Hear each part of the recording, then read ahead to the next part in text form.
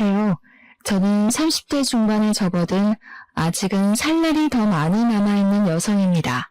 저에게 몇 개월 전에 일어난 아주 기가 막힌 일이 있어서 한번 풀어보려 사연을 올려보게 되었습니다. 제 인생에 정말 큰 사건이기도 하고 황당한 일이기도 해서 어딘가에 속 시원하게 한번 털어놓고 싶었는데 이런 채널이 있을 줄이야 꿈에도 몰랐습니다. 제가 지금 또 과거의 일을 떠올리니 흥분한 상태이기도 해서 두서없이 내용이 이어질 수도 있기에 양해를 좀 부탁드리겠습니다. 그만큼 저에게는 제 인생의 가장 큰 굴곡이자 큰 사건이었거든요. 그럼 지금부터 제 인생의 가장 큰 사건 한번 시원하게 풀어보도록 하겠습니다. 저에게는 3살이 어린 여동생이 하나 있는데 제 동생에게는 청각장애가 있습니다. 소리를 듣는 세포 자체에 문제가 있어 태어났을 때부터 청각 쪽으로 장애가 있었고 꾸준히 치료와 훈련을 통해 말은 어눌하게 할 수 있는 정도입니다. 우리 아버지의 사업이 인도네시아 쪽에서 남부럽지 않게 먹고 살 만큼 굴러가고 있었던 덕에 그 비싼 치료를 꾸준히 받을 수 있었습니다. 그래서 제 동생에게 청각장애가 있다는 걸 태어났을 때부터 인지하고 언어 치료와 행동 치료 같은 훈련을 받을 수 있었습니다. 지금이야 언어 치료와 행동 치료가 꽤 많은 센터에서 운영 중이기도 하고 예약만 잘하면 어렵지 않게 받을 수 있는 치료이지만 제가 어린 시절에는 아니었습니다. 각고의 노력 끝에 선생님을 찾아 만나게 되었고 들리진 않지만 입모양을 보고도 대략적인 대화를 따라올 수 있을 만큼의 훈련을 하게 되었습니다. 저희 가족은 당연히 동생과 함께 수어를 배웠고 집에서는 수어를 통해서 이야기를 하고 있습니다. 기술의 발전으로 인공 와우 수술이라 하여 청각장애가 있는 친구들에게 소리를 듣게 하는 기계도 나와 있긴 하지만 우리 동생은 세포 자체의 문제라 소용이 없다고 하더군요. 몇 번이나 해외로도 국내로도 알아봤지만 수술이 불가하다 하여 가족들은 수화를 하거나 입모양을 크게 벌리며 동생이 알아볼 수 있게 말을 하는 버릇이 있습니다. 장애라는 게 사람의 마음을 파먹기도 하지만 우리 가족은 있는 그대로의 동생을 받아들이고 있고 서로를 잘 보살피며 화목하게 살고 있었습니다. 학창 시절에도 동생을 괴롭히는 아이들을 항상 혼내며 동생을 보살폈고요. 동생이 수업을 잘 따라갈 수 있도록 제가 옆에서 많이 도와주었습니다. 당연히 우리 자매의 우애가 돈독할 수밖에 없었습니다. 거기다가 동생이 청각장애가 있기 때문에 뒤에서 뒷말을 하는 못된 아이들도 많이 있었기에 저는 그런 동생을 위한 슈퍼우먼이 되어야 했습니다. 다행히 학교가 같은 재단에 있어 초중고를 동생과 같은 학교에서 보내긴 했지만 제가 대학생이 되어 먼저 대학에 진학을 하게 되면서 떨어지게 되었습니다. 동생이 고등학생이 되던 날 어찌나 마음이 떨리고 나 없이도 잘 버틸 수 있을지 걱정이 되던지 물가에 내놓은 아이 같은 마음이 들었더랬죠. 아무튼 제가 대학생이 되어 학교를 다니는 동안 우리 동생은 저 없는 학교에서 꽤 많은 상처를 받았다고 하더라고요. 청각장애가 있는 동생을 꾸준히 괴롭히던 아이들 때문에 동생은 학교는 겨우겨우 졸업을 했지만 사람을 만나는 것을 두려워하게 되었습니다. 저는 그런 동생을 보살피며 취업까지 성공을 하였고 사회인이 되고 나니 정말 너무너무 바쁘더군요. 동생과 항상 주말이면 같이 시간을 보내곤 했었는데 제 일이 너무 바빠지니 주말에는 잠만 퍼질러 자기에도 바빴습니다. 매일같이 이어지는 야근에 초과 업무에 동생이 파김치가 된 저를 보고 주말에 나가 놀자는 말을 하지도 못하더라고요. 저는 매일같이 늘어지는 다크서클을 감추지도 못한 채 집에서 밥 먹고 자고만 반복을 했습니다. 하지만 그런 시간이 반복이 되더라도 저에게 새로운 사랑이 찾아오는 걸 막아내지 못했죠. 매일같이 회사에서 초과 근무를 하다 보니 같은 회사 입사 동기와 자주 마주치게 되었고 업무적인 이야기를 나누다가 사적인 이야기도 나누게 되었습니다. 서로에게 호감을 가지게 되다가 서서히 눈이 맞아버린 것이었습니다. 당연히 사내 연애였기에 회사 사람들 몰래 비밀 연애를 하게 되었습니다. 남자친구가 생겼으니 주말에 데이트를 하러 나가곤 했는데 그때마다 동생에게 이런저런 핑계를 대는 게 미안하기도 했습니다. 그러던 어느 날 동생이 저에게 가고 싶은 카페가 있다고 말을 걸어오더라고요. 남자친구와 데이트를 하느라 동생을 잘 챙기지 못했기에 미안한 마음이 있던 찰나 동생이 가고 싶다던 곳이 제가 남자친구를 만나기로 한 동네와 가깝더라고요. 동생이 마음에 걸려 남자친구에게 넌지시 물어보니까 같이 만나도 좋다는 대답이 돌아왔습니다. 남자친구에게 미리 언지를 해뒀죠. 내 동생에게는 청각장애가 있어서 의사소통이 조금 힘들 수도 있다. 하지만 입모양을 천천히 보여주면 말은 통한다고요. 제 남자친구는 제 동생에게 청각장애가 있다는 걸 몰랐던 터라 조금 놀라기는 했습니다만 자기가 노력해서 의사소통을 해보겠다고 하더라고요. 아무튼 그날 만나서 같이 미술관에 가서 보고 싶었던 전시회 하나를 보고 동생이 먹고 싶어 했던 파스타도 먹고 가보고 싶다고 했던 카페까지 갔습니다. 제 동생이 청각장애로 인해서 새로운 사람 만나는 걸 별로 좋아하지도 않고 소극적인 성격인데도 이상하게 제 남자친구랑은 잘 어울리더라고요. 둘이 취향이 비슷한 건지 짝짝꿍도 잘 맞아서 저 없이도 손짓 발짓 해가면서 대화도 하고 하더라고요. 제 남자친구가 저에게 부탁하지 않고 스스로 대화하려고 노력하는 모습을 보고 조금 달리 보이기 시작했습니다. 그 이후로 동생이 가끔 형부 만날 때 나도 껴주면 안 돼? 하고 물어봤는데 저는 솔직히 좀 마음이 그렇더라고요. 제 남자친구가 불편할지도 모르는 일이고 그래서 남자친구에게 먼저 양해를 구함을 물어보니까 자기는 정말 좋다고 같이 보자고 하더라고요. 그러더니 무슨 동네에 봉사 동호회 같은 데에 가입까지 해서는 수어를 배우기 시작했습니다. 저도 모르고 있다가 무슨 유튜브 같은 걸 보고 있길래 뭘 보나 했더니 수어 동작을 배우는 영상이더라고요. 저랑 동생이랑 수어로 대화를 하는 게 멋있어 보였다면서 자기도 그렇게 대화를 나눠보고 싶다고 하더라고요. 그 뒤로 제 남자친구는 정말 각고의 노력을 했고 어설프게 수화를 하며 동생과 대화를 시작했습니다.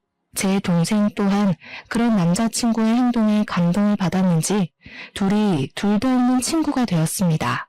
저를 빼놓고 수어로 비밀 대화를 나누는 지경까지 이르렀고 저와 남자친구가 휴가를 맞춰서 여행이라도 가면 둘이 거기서 영상통화를 하며 대화를 하더라고요. 저랑 싸우기라도 한 말이면 영상통화를 켜놓고 이르기까지 하더라니까요. 동생도 제 남자친구 덕분에 집 밖에서 간간히 산책도 나가게 되고 새로운 사람을 만나는 데엔 당연히 주저함이 있긴 하지만 그래도 노력을 해보려고 하더라고요. 혼자 산책 나가는 건 정말 싫어했거든요. 뒤에서 자전거나 오토바이 소리를 못 들어서 위험할 뻔했던 적도 있었고 개가 짖으면서 달려드는데 그걸 몰라서 동네 떠돌이개한테 물린 적도 있었거든요. 제 동생이 또 사람들에게 받은 상처들도 있었고요.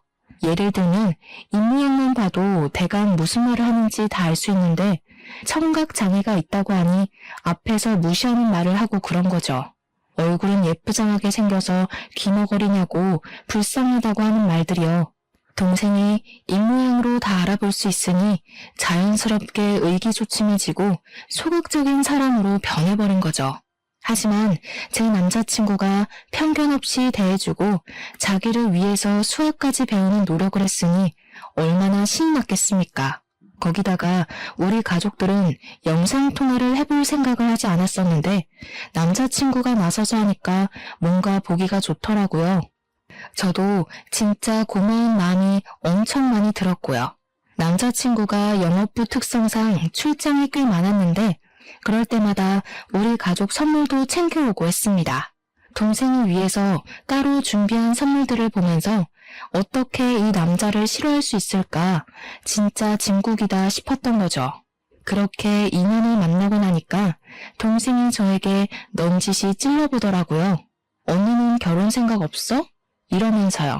뭐 2년을 만나긴 했지만 제 나이가 30도 되지 않았을 때라 결혼은 벌써 생각하고 싶지 않다고 딱 잘랐죠. 동생이 저한테 약간 정색을 하면서 언니도 내년이면 30이다. 형부는 언니보다 나이도 더 많지 않냐? 하면서 이야기를 하더라고요.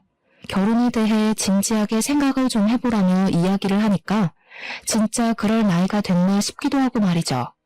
그 뒤로도 몇 번이나 저에게 결혼 타령을 하니까 진짜 결혼을 해야 하나? 이 사람이랑 하는 게 맞나? 하는 생각으로 넘어가게 되었습니다. 저는 그때까지도 동생이 제 남자친구랑 내통을 해서 둘이 짜고 저를 떠본 거라고는 생각도 못했습니다.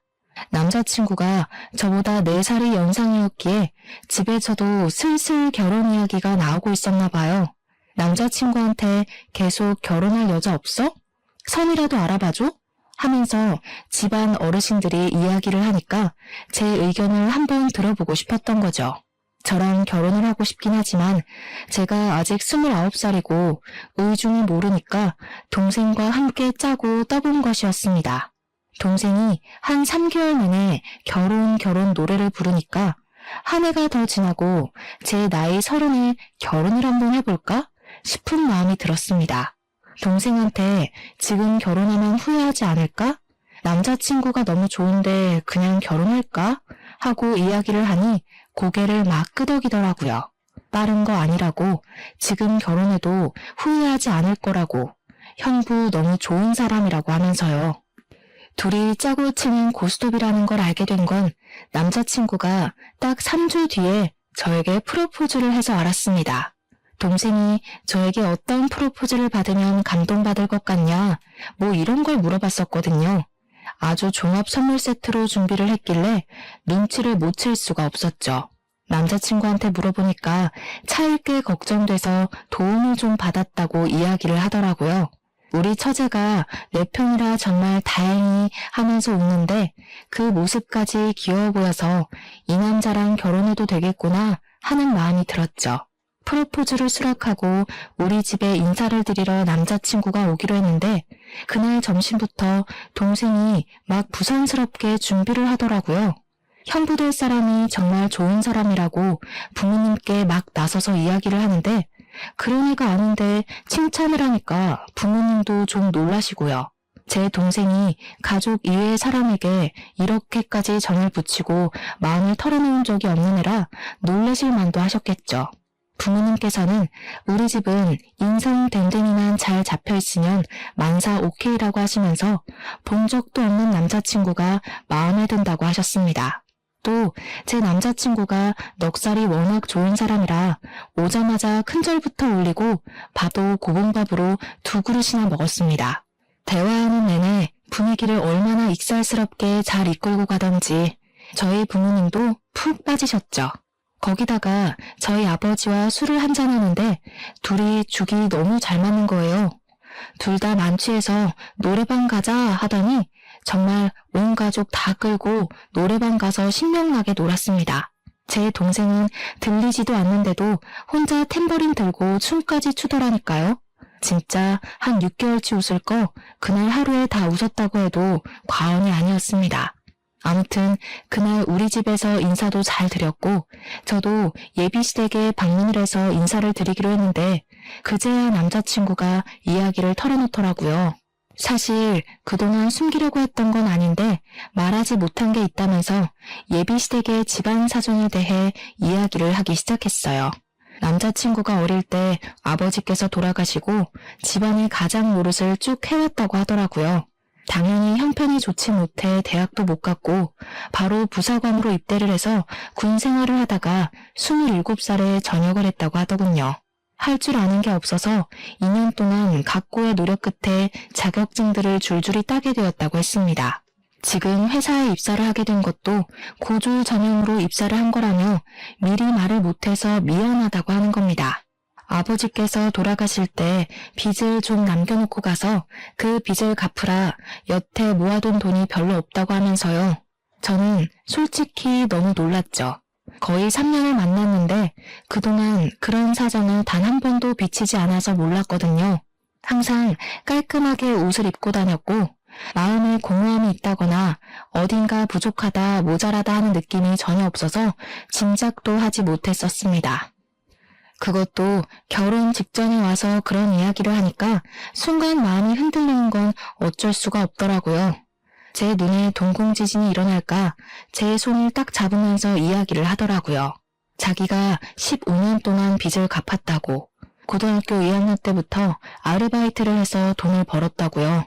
생활력 하나는 남들과 비교도 할 수 없게 좋고 무슨 일이 있어도 절대 굶길 일 없을 거라고 했습니다. 빚도 다 갚았고 집안에 돈을 퍼줘야 하는 것도 절대 아니니까 걱정하지 말라고요. 단지 집으로 인사를 드리러 갈 텐데 집이 많이 낡아서 보이는 게 전부가 아니라는 말을 하고 싶었대요. 아버지께서 돌아가시기 전에 남겨주신 집이라 차마 처분도 못하고 그 낡은 데서 온 가족이 살았다고요. 가족들의 소중한 추억이 담겨있는 집이라 상속 포기도 하지 못하고 돈을 다 갚을 수밖에 없었다며 덧붙였습니다. 저희 집이 아무래도 넉넉한 집안이다 보니 돈이 없는 사람과 결혼한다는 게 고된 일이라는 생각은 별로 하지 못했어요. 그런 거 있잖아요. 어차피 내가 돈이 있으니 내가 더 준비하면 된다는 안일한 생각을 했다고나 할까요? 남자친구, 그러니까 예비신랑의 꾸준한 설득 끝에 예비시댁에 방문을 하기로 결정을 내렸습니다.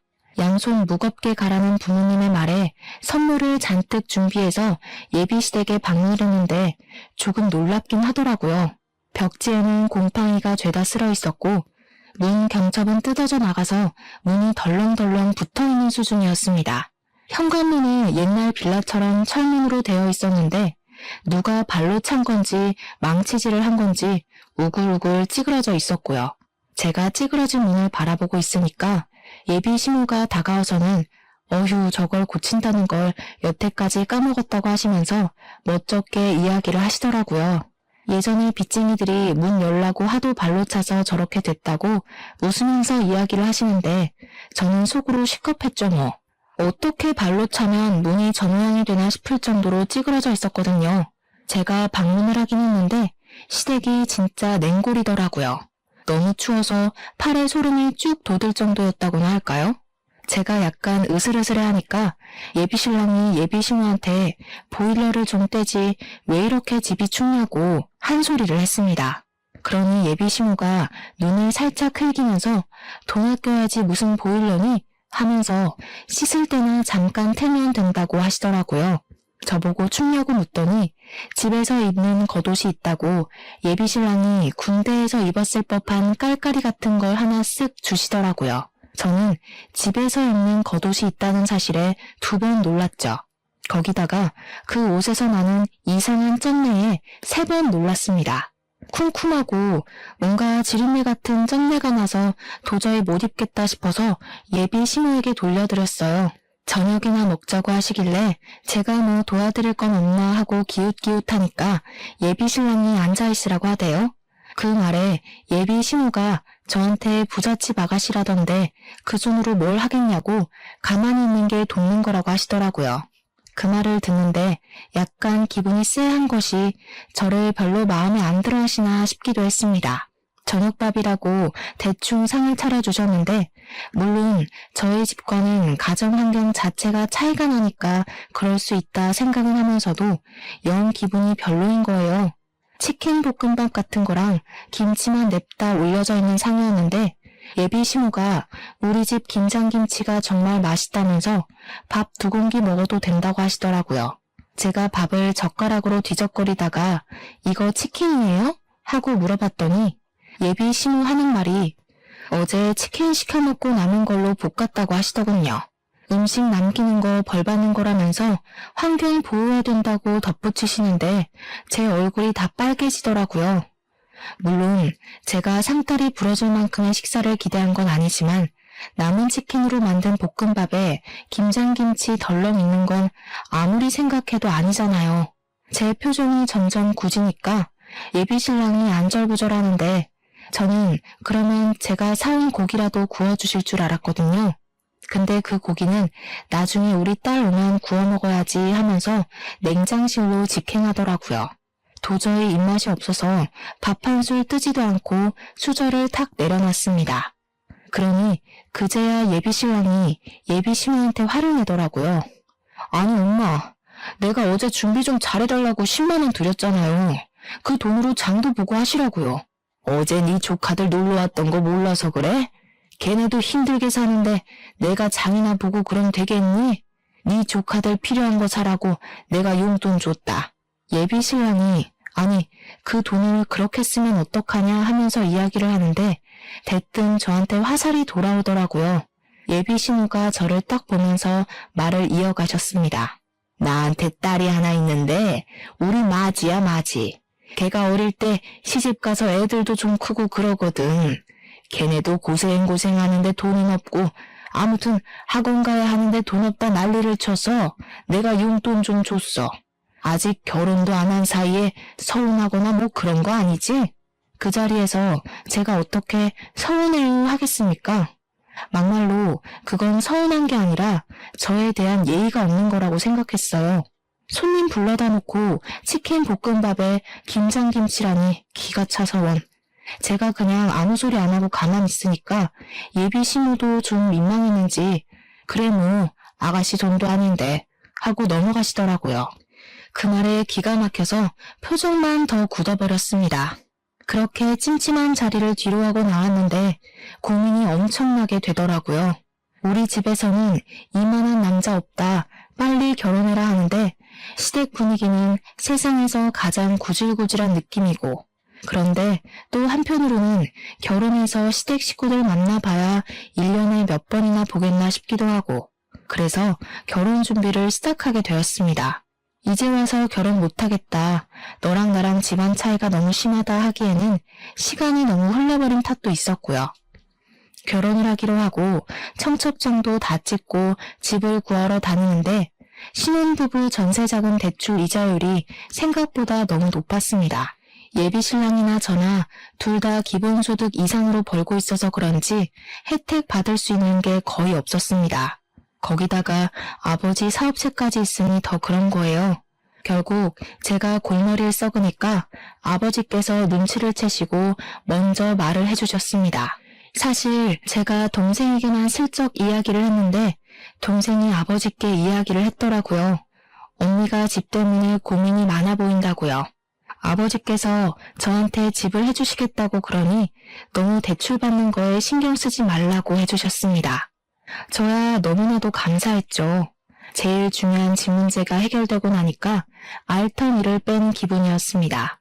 집 대출만 안 받아도 솔직히 한 달 생활비에서 엄청난 차이를 보이니까요.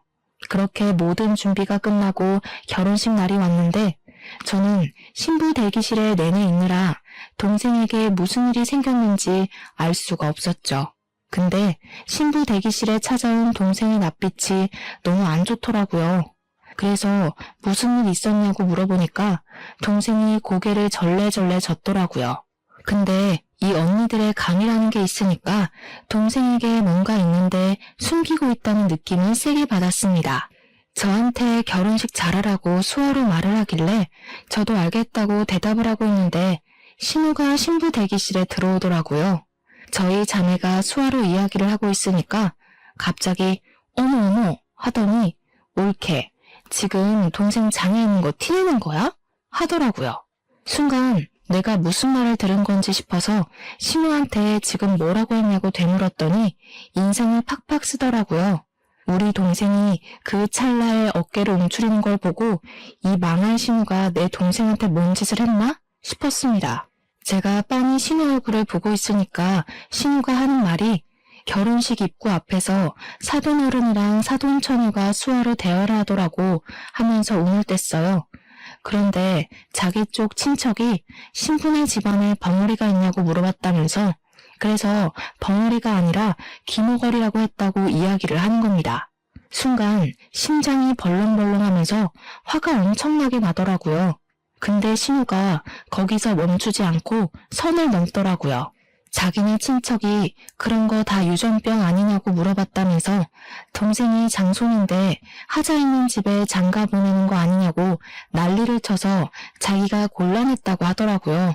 우리 동생이 아무리 못 듣는다고 해도 눈치라는 게 빤히 있는데 입모양만 보고 대충 무슨 이야기인지 알아차린 것 같더라고요. 고개를 푹 숙이고 훌쩍거리는데 그 상황에서 열이 안 받을 언니가 어디 있겠습니까? 웨딩드레스를 입고 있다는 것도 까먹고 벌떡 일어나서 신우 머리채를 확 잡아버렸죠. 그러니까 도우미로 와주신 이모님이며 옆에 있던 제 친구들이며 놀래서 저랑 신우를 막 말리고 뜯어놨습니다. 제가 씩씩거리면서 머리가 다 헝클어진 신우를 향해 소리를 질렀습니다. 지금 그게 내 앞에서 할 말이에요? 유전병이 어쩌고 어째? 지금 말 다 했어? 결혼식장에 와서 축하해주기 바쁠 텐데 별 걱정을 다 하네 진짜. 나 기분 나빠서 결혼식 못하겠으니까 당장 가서 결혼식 취소됐다고 해요. 그러니 신우가 화들짝 놀라서 아니 뭐 그렇게까지 말을 하고 그러냐고 제 동생한테 어우 내가 미안해 하는 거예요. 그 형식적인 사과에 화가 나서 지금 신우가 한 짓을 생각해보라고 내가 이 결혼식을 내 발로 들어가게 생겼냐고 하면서 소리를 질렀죠. 제가 신우 머리채를 잡았다는 게 신랑 귀에도 들어갔는지 신랑이 막 뛰어들어오면서 무슨 일이야? 왜 그래? 하더라고요. 도저히 분이 풀리지가 않아서 너네 친척들이며 너네 누나며 할 것 없이 내 동생 보고 기너거리니 벙어리니 유전병이니 정신 나간 소리 하더라 했습니다.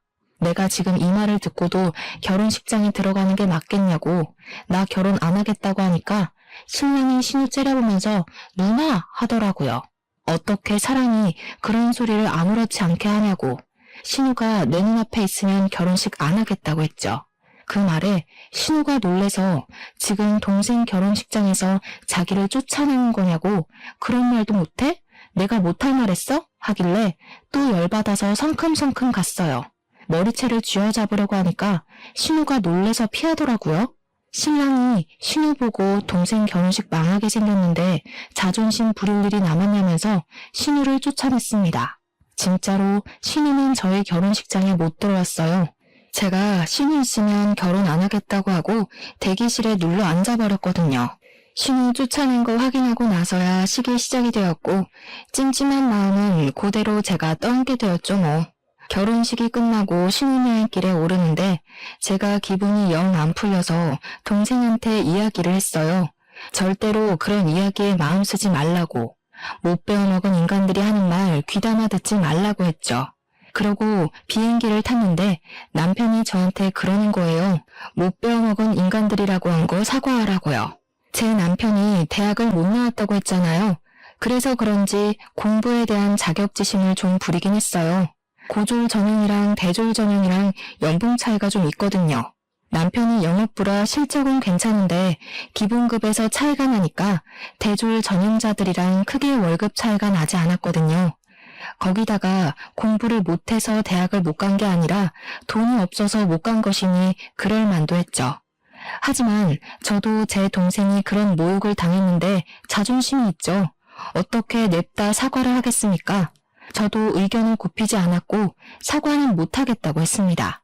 둘 다 자존심을 부리다가 신혼여행 가는 비행기 안에서 12시간 내내 아무 말도 안 하고 있었다니까요. 도착해서도 냉기만 폴폴 풍기다가 사과를 안 하면 같이 안 다니겠다고 먼저 선수를 치더라고요. 저도 굽히기 싫어서 너랑 안 다니겠다고 하고는 관광도 따로 다녔습니다. 혼자 며칠을 지내다가 결국 마지막 날이 되고 나서야 타협을 하게 되었죠. 사과를 하거나 그런 건 아니었고 서로 잘못한 거고 서로 기분 나쁜 상태니까 조심하자고 대충 뭐 휴전 정도는 한 거죠.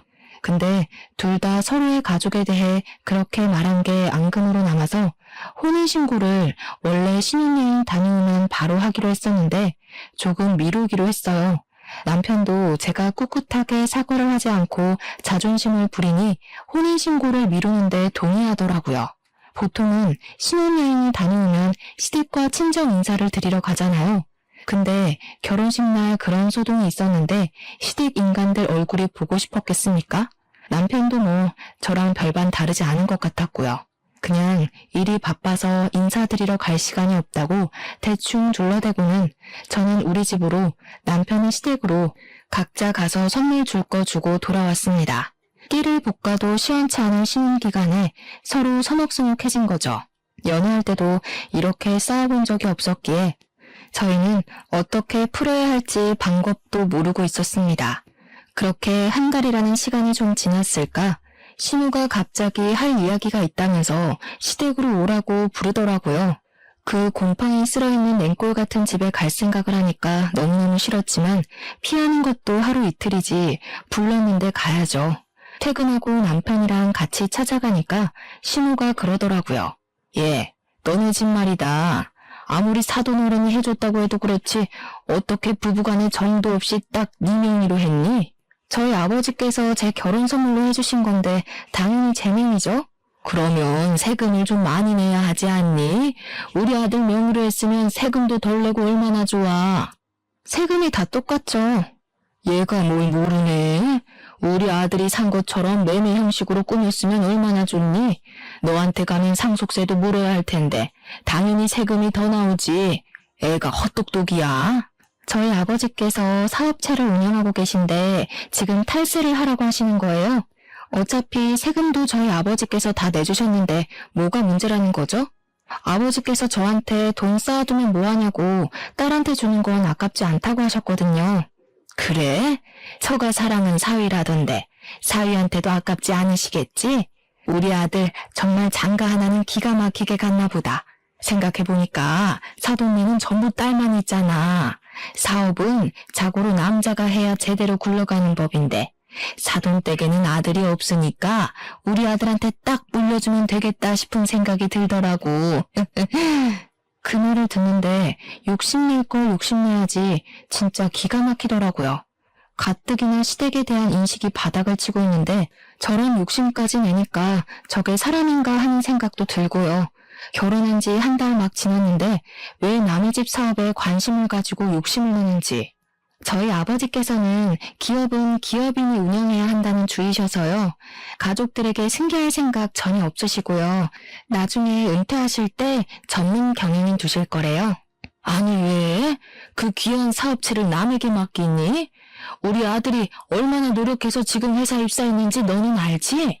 우리 아들 능력 한번 보면 말이 달라지실 거다. 그러지 말고 이참에 사돈네 회사에 우리 아들 한 자리 주라고 좀 해봐. 한 자리에서 능력 좀 보고 기업도 물려받고 하면 딱이지 않겠어? 우리 며느리 능력 좀 한번 보자. 남편이 잘 돼야 아내도 편한 법이야. 어머님, 지금 아들 취업 청탁하시는 거예요? 어머님 아드님은 자기 능력으로는 아무것도 못하는 바보인가요? 지금 다니는 회사도 열심히 노력해서 취업한 거 알아요. 충분히 자부심 느끼면서 사는 것 같던데 왜 그러세요? 우리 아버지 회사에 굳이 취직 안 해도 이 사람 잘하고 있는데 그런 말씀으로 취업 청탁하시면 어머님 아들만 바보 만드는 거예요. 그러니까 신우가 씩씩거리면서 지금 우리 아들 바보라고 했냐, 모자란 놈 취급이냐 하면서 성을 내시더라고요. 제가 뭐 틀린 말 한 것도 아닌데 씩씩거리니까 웃기더라고요. 저도 제 할 말 끝났으니까 그냥 자리에서 일어나 버렸습니다. 그 자리에 더 앉아있어 봐야 얼굴 붉힐림만 남은 것 같고 이런 취업 청탁이 영 듣고 싶지도 않았고요. 결혼했다고 우리 아버지 사업체까지 자기 몫으로 만들어버리려고 하는 파렴치한 신우 앞에서 하하호호 웃으면서 밥까지 먹었다가는 체할 것 같았거든요. 그래서 가방 들고 나오니까 남편이 뒤따라 나오더니 제 팔을 확 잡아채는데 그 힘이 너무 세서 팔이 빠지는 줄 알았습니다. 제가 당황한 나머지 악소리를 내면서 지금 뭐 하는 거냐고 힘자랑하냐고 한마디 했죠. 그러니까 시모가 저를 보면서 혀를 끌끌 차면서 왜 따박따박 시모한테 말대답을 하거든요면서 한 소리 하는 거예요. 남편은 눈을 크게 뜨고 제가 하는 행동이 잘못됐다는 식으로 바라보고 있고 시모는 뒤에서 구시렁거리고 이것들이 죄다 한패인가 본색을 벌써 드러내는 건가 막 온갖 잡생각들이 머릿속에서 춤을 추더라고요. 제가 못할 만한 것도 아니고 왜 남편 몫이 아닌데 자꾸 욕심을 내는 거냐고 했습니다. 그러니까 남편이 하는 말이 자기가 욕심낸 것도 아니고 아들이 잘 됐으면 하는 부모의 마음인 걸 모르냐고 하더라고요. 제가 아무 소리 안 하니까 남편이 먼저 됐다 됐어. 너랑 무슨 이야기를 하냐? 하면서 말을 끝내더라고요. 지금 누가 할 소리를 하는 건지. 연애할 때는 그런 내색 한 번 없더니 결혼하니까 돌변하는 게 무섭더라고요. 이 인간이 결혼하고 나서 진짜 우리 아빠 사업체에 한자리 하고 싶었던 건가 싶어서 소름이 쫙 돋았습니다. 그렇게 냉전이 지속되니까 하루하루 지쳐가면서 내가 왜 이 사람이랑 살아야 하나 싶더라고요.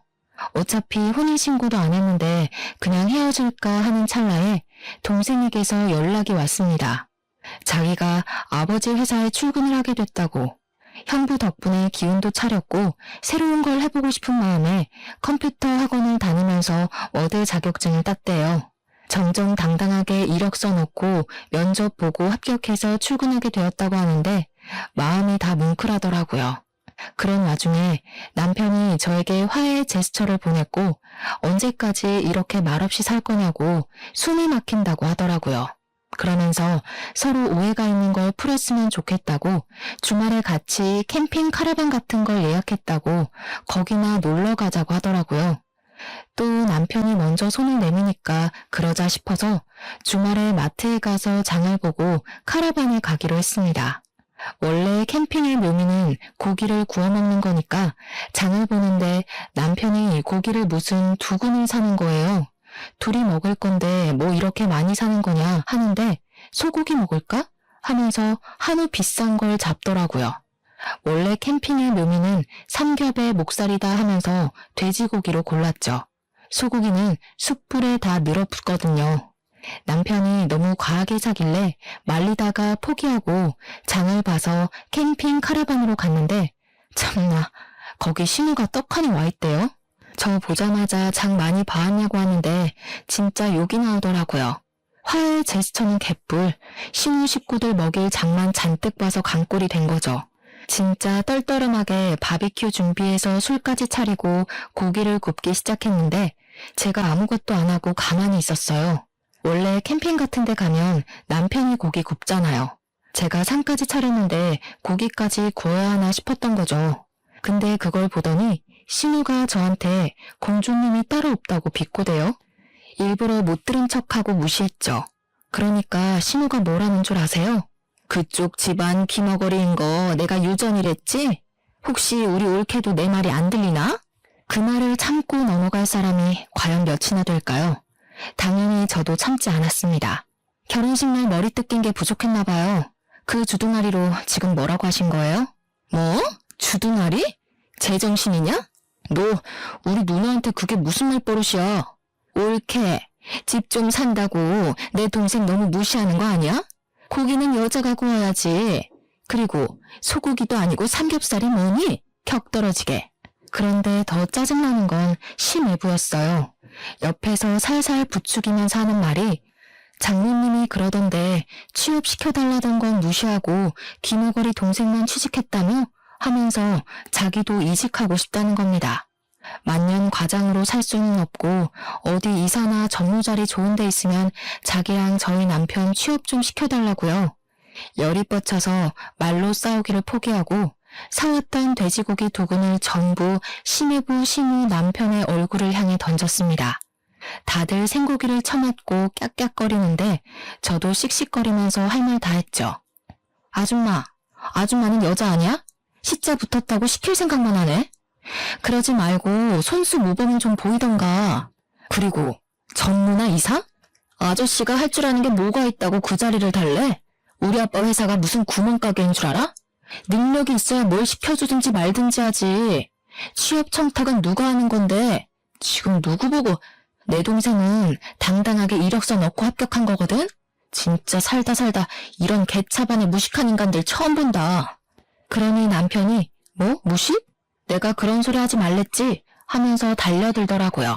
야, 돈 없어서 대학을 못 갔다고? 웃기지 마. 장학금도 있고 학자금 대출도 있는데 뭔 핑계야. 그냥 네 성적에 그저 그런 대학 가야 하니까 핑계대고 부사관 간 거겠지. 그리고 그 고기 잘 씻어서 먹으면 되지 않겠어? 가족들끼리 두런두런 좋은 시간 보내고 우리는 여기서 갈라섭시다. 혼인신고도 안 했겠다. 집도 4명이겠다. 혼수도 내가 해왔겠다. 몸만 나가면 되지? 옷까지 몇 개 있는 거 그건 택배로 보내둘게. 착불로.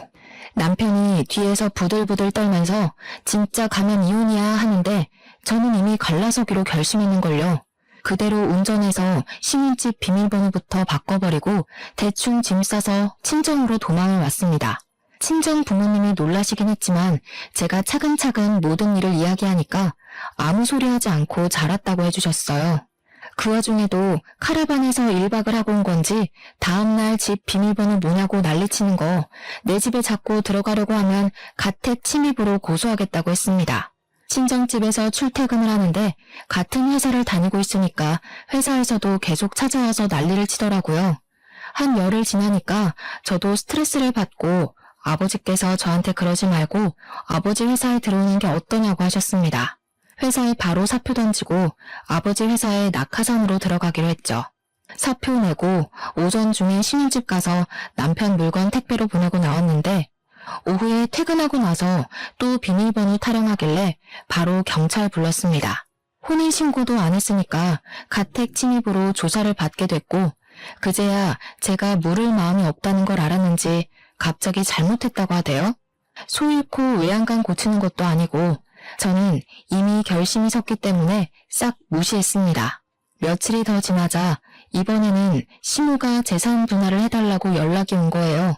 어디서 뭘 찾아본 건지 재산 분할은 귀책 배우자 상관없이 하는 거라고 당당하게 말하길래 저도 이야기해줬죠. 변호사한테 물어보라고. 고작 5달 살았는데 무슨 재산 분할을 해주냐고요. 거기다가 아직 혼인신고도 안 했는데 재산 분할할 대상도 아니라고 하니까 시모도 변호사한테 물어봤나 봐요. 어디 법률사무소에 가도 똑같은 소리를 하니까 저한테 위자료 1,000만 원만 주면 안 되겠냐고 하더라고요. 위자료는 지금 누가 받아야 하는데 그딴 소리를 하냐고 꺼지라고 해줬죠. 회사도 그만뒀겠다. 신혼집도 꽁꽁 닫아버렸겠다. 남편이 아무리 뻔뻔해도 친정집 와서 난동은 못 부리더라고요. 아버지께서는 시간이 지나면 다 잠잠해질 거라고 하시면서 저를 위로해 주셨습니다. 덕분에 아침마다 아버지랑 동생 손잡고 같이 회사 출근하고 있어요.